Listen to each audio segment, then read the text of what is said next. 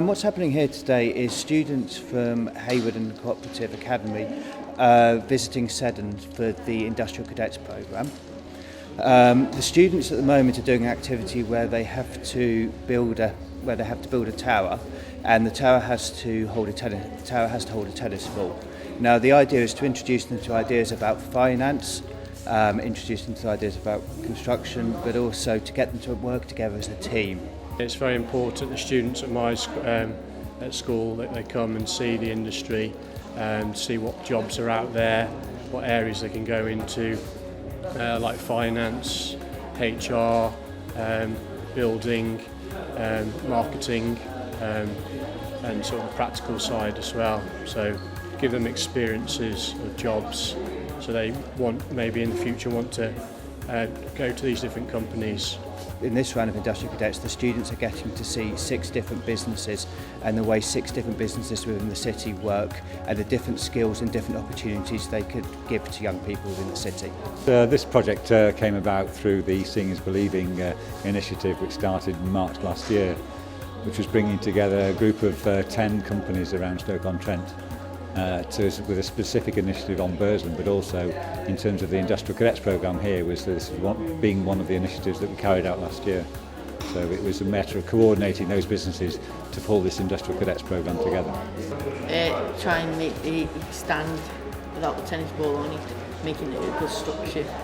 It gives them experiences they don't have in the classroom, and it's sort of broadening their horizons to give them sort of better experiences, so they can maybe go for higher jobs, and they have sort of a motivation for them to work hard at school in order to get good GCSEs and then go on to hopefully get good jobs in these companies. We want the students to complete their projects.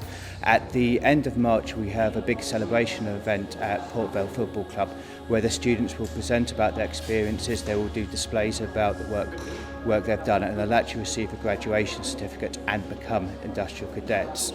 In the future though, we're hoping to build on the experience we've had in Stoke-on-Trent and in other pilot areas across the UK to roll industrial cadets out to schools all across the UK. And what we're hoping for is to have a network of young people who have started off at year 9 and gained an elementary experience of the world of work, and then can go into years 11 and years 13 if they stay on to sixth form and get different experiences. So when they come out into the workplace, they've had a real introduction into what the world of work is like, but also what opportunities they have when they apply for jobs or when they apply for university. As a teacher, I think the skills that they're learning about are important because it gives them experiences of working as a team, gives them experiences of being able to work with people, so therefore they can get on with people and be able to decide if they want to become maybe a manager who looks after people, be a person who does maybe building things or making things. It's gone alright, but the structure is falling and we have to make more paper and more money to cost to build it secure. That when the project falls, we know where to put the other structure lines to make sure it doesn't fall, collapse. What are you doing here? We're making a structure to try and make the tallest and the strongest, and to hold the tennis ball on top of it for a minute without collapsing or falling. And we're in competition with the rest of the teams. What has been the biggest challenge so far? Trying to make the base and get it to stand up and strong and hold the tennis ball. Have you worked as a team? Yeah, and we're making it. He's supplying them with the things. He's keeping track of the budget. I think the issues in the schools were that they were trying to get, certainly at this age group level, it's a 14-year-old level, an appreciation of the working environment and how that made it relevant to the work that they were doing in the classroom.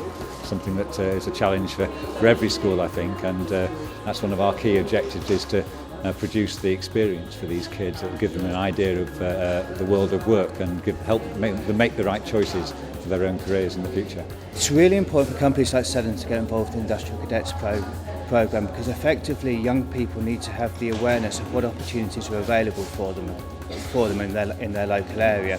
Now, young people can only understand the opportunities which are available to them if they get to see them in real life. And likewise, they can be introduced to the kind of skills and competencies they need to be successful within a business. By actually challenging themselves on role plays like this or presentations to actually show that they have the skills which are required for businesses.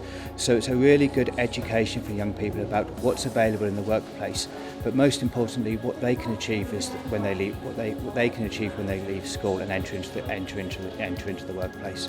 Seven Property Services headquarters are in Stoke-on-Trent, and we've been here since 1926. We've got a big presence in the city, as you said. And we've always had associations with local schools, but we've never coordinated it before in this way with other businesses, and especially under the banner of the Prince's Trust and business in the community. So that's been the big benefit really, as well as to be able to achieve much more with the other companies' involvement. Time is up, everybody.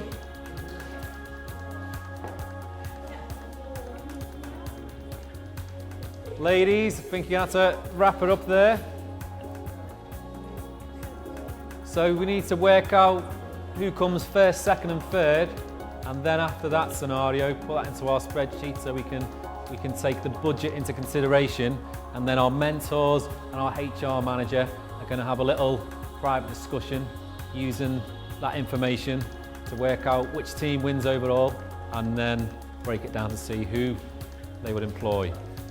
We've got a winner, which is Team 3. I think it was very evenly matched in terms of, you made a loss, you made a profit, but actually you made a better structure.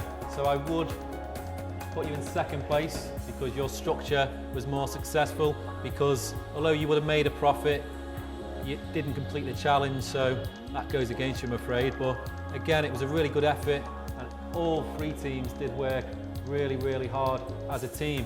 So from a setting point of view, that's what we were looking for. We were looking for how well you work as a team, everyone getting involved. It was about taking on board the information that you had to hand, working it out and making a plan and going forward to complete that, which you've all done. You've all done that really, really well. And then not only that, you've then presented that back to everybody and how that's gone, analysing it as you've gone along. We worked as a team to design it and go with this. And we didn't use a calculator, which made our cheaper. We didn't use a calculator.